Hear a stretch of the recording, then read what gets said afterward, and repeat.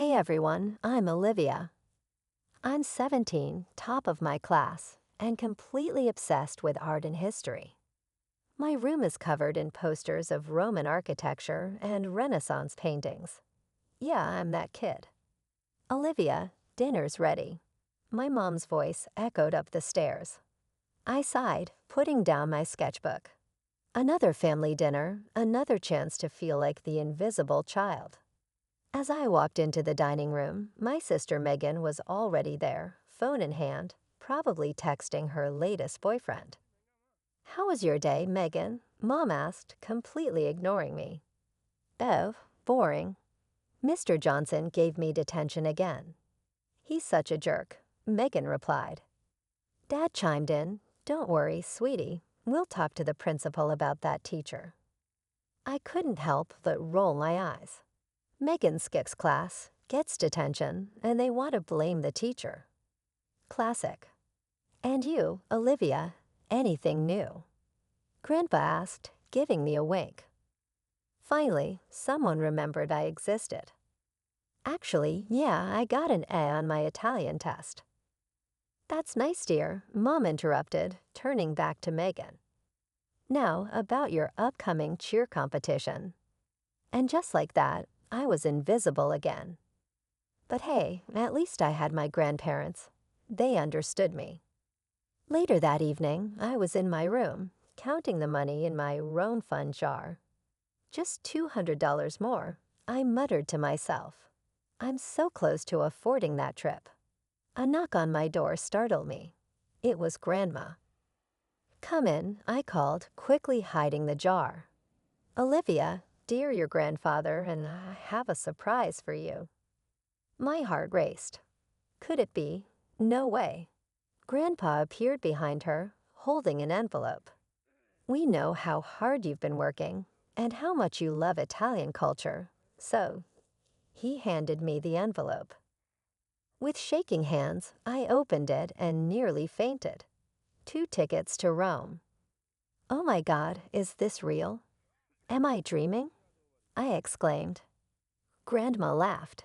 "It's very real, sweetheart. You deserve it." I jumped up, hugging them both. "Thank you, thank you, thank you. I can't believe it." Just then, Megan barged in. "What's all the noise about?" I couldn't contain my excitement. Grandma and Grandpa got me tickets to Rome for graduation. Megan's face darkened. "What? But that's not fair. I'm the one who needs a vacation after all the stress I'd been under." I ignored her, too happy to let her ruin the moment. I needed to start planning. There's so much to see. As I rattled off my must-visit list, I caught a glimpse of my parents in the doorway.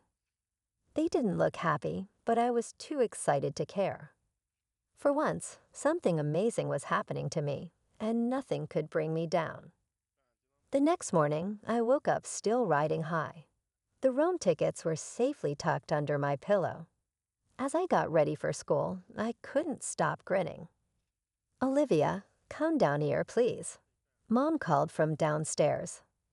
I bounded down, expecting to discuss trip plans. Instead, I found my whole family in the living room, serious looks on their faces. "What's going on?"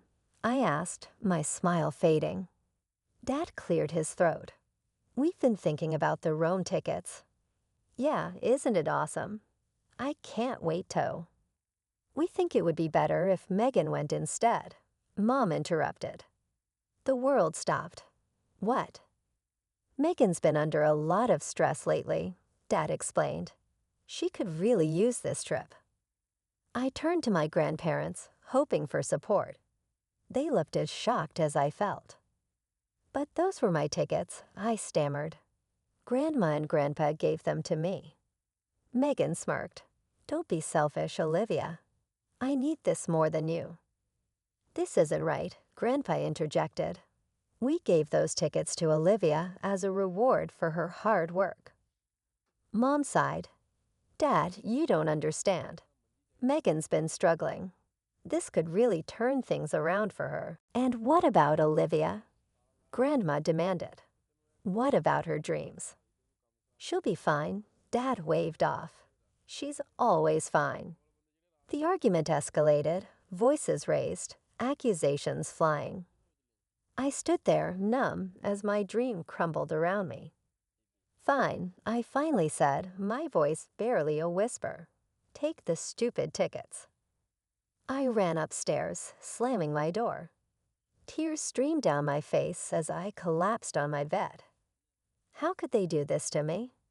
The next few days were a blur. I went through the motions at school, avoided family dinners, and spent most of my time locked in my room. One afternoon, as I was mindlessly scrolling through my phone, I overheard my parents arguing in their room. "We can't keep doing this, John," Mom hissed. "The credit cards are maxed out, and the bank's calling about the mortgage." I know, but what choice do we have? We can't let Megan's mistakes ruin her future. My ears perked up. Mistakes? What mistakes? Maybe if we dip into Olivia's college fund again. I gasped, then quickly covered my mouth. My college fund? They've been using my money. Suddenly, everything started clicking into place. The new car Megan got last year, the expensive cheerleading camp, the constant shopping sprees. I felt sick. They'd been stealing from me to cover Megan's screw-ups. That night, I couldn't sleep. My mind raced with questions. How long has this been going on? How much have they taken? And most importantly, what was I going to do about it? As I lay there, staring at the ceiling, a plan began to form. If they thought they could walk all over me, they had another thing coming. "Two can play at this game," I whispered to myself. The next morning, I put on a fake smile and joined the family for breakfast. Megan was babbling about her upcoming road trip. "I'm thinking of extending my stay," she said casually. "Maybe hit up Paris too." Mom and Dad exchanged worried glances. I bit my tongue, storing away this information. As I headed out for school, I made a detour. It was time to visit the bank and find out exactly what was going on with my accounts. The game was on, and I was playing to win. The bank visit was a real eye-opener. My college fund was practically empty. It was time to call in the big guns. "Jake, I need your help," I said, cornering my best friend at his locker. "What's up, Liv? You look like you've seen a ghost." I lowered my voice. "I need you to hack into my parents' financial records." Jake's eyes widened. "Whoa, that's heavy. What's going on?" I spilled everything, the Rome tickets, the overheard conversation, the empty college fund. Jake listened, his face growing more serious by the second. "I'm in," he said finally. "Meet me at the library after school." For the next week, Jake and I spent every free moment digging into my family's finances. What we found made my stomach turn. "Look at this," Jake pointed at his laptop screen. "Your dad's been skimming money from the family business for years." I leaned in, squinting at the numbers. "But where's it all going?" Jake pulled up another window. "Looks like most of it's been covering Megan's expenses. Unpaid credit cards, car payments, even bail money." Bail money. I gasped. What the hell has she been up to? As we dug deeper, the picture got uglier. Dad had been cooking the books, taking out shady loans, even dabbling in some not-so-legal side hustles to keep up with Megan's lifestyle and cover their mounting debts. "This is insane," I muttered, running my hands through my hair. "What am I supposed to do with all this?" Jake gave me a long look. "You know what you have to do, Liv." I did know, but the thought of turning in my own parents made me sick. That night, I tossed and turned, weighing my options. On one hand, they were my family. On the other, they'd stolen my future, betrayed my trust, and broken the law. By morning, I'd made my decision. It was time to take action. First stop, my grandparents. I laid out everything Jake and I had discovered. I can't believe it, Grandma whispered, tears in her eyes. How could they do this? Grandpa's face was grim. What do you need from us, Olivia? Your support, I said, and maybe a place to stay when this all goes down. They agreed without hesitation. Next, I approached Ms. Rodriguez, my favorite teacher. She'd always been in my corner, and I needed an adult on my side who wasn't family. This is a serious situation, Olivia, she said after I explained everything. Are you sure you want to go through with this? I nodded. I have to for my future, and honestly for Megan too. This can't go on. Ms. Rodriguez sighed. All right, I'll help however I can. With my allies in place, Jake and I started formulating our plan. We need to gather irrefutable evidence, Jake said, something they can't wiggle out of. I thought for a moment. The family reunion next month. Everyone will be there, including Dad's business partners. Jake grinned. Perfect. We can set up hidden cameras, maybe even get some of them to incriminate themselves on tape. As we hashed out the details, a mix of excitement and dread bubbled in my stomach. This was really happening. You okay? Jake asked, noticing my expression. I took a deep breath. Yeah, it's just, once we do this, there's no going back. Everything changes. Jake squeezed my hand. Sometimes change is necessary. You've got this. Live. I nodded, steeling myself. The countdown to the family reunion and the biggest confrontation of my life had begun. The day of the family reunion arrived, and my heart was pounding. Jake and I had spent weeks meticulously setting everything up. Hidden cameras were in place, and we had a fail-safe plan to expose everything. As family members and Dad's business partners began to arrive, I plastered on a fake smile. Great to see you, Uncle Bob. How's the golf game? Meanwhile, Megan was holding court in the living room, bragging about her upcoming road trip.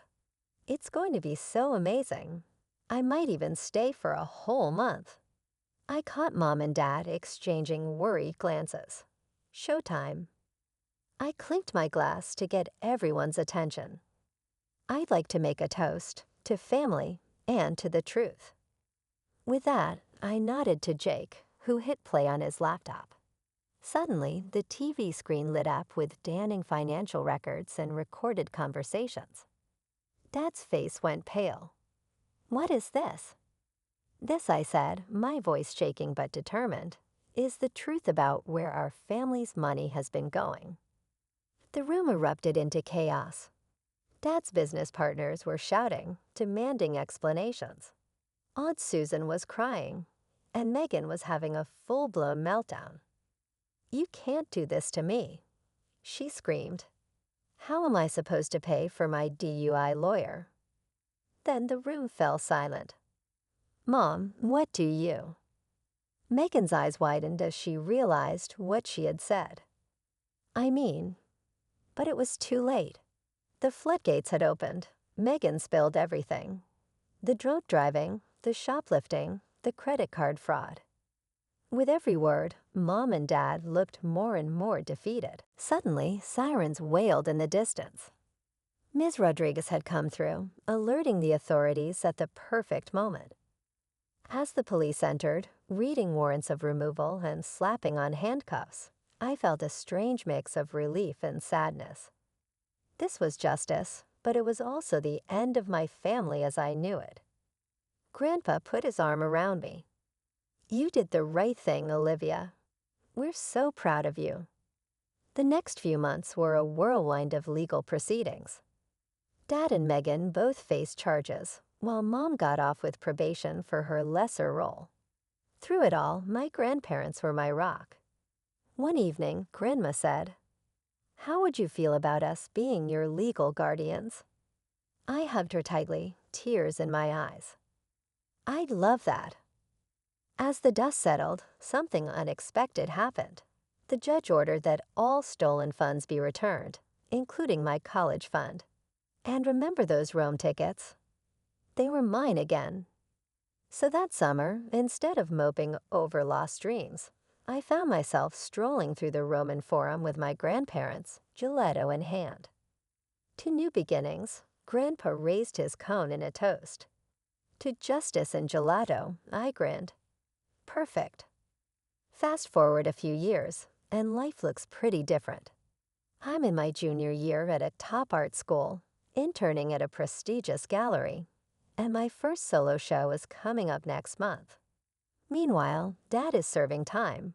Mom's working a minimum wage job, and Megan, last I heard, is struggling through community college, finally facing the consequences of her actions. As for me, I'm planning my next trip to Italy, this time to study for my master's in Florence. Turns out, sometimes losing a dream can lead you to an even better one. So that's my story. It wasn't easy, and it wasn't pretty, but standing up for yourself is always worth it in the end. And that's the end of Olivia's story. Now I have a question for you.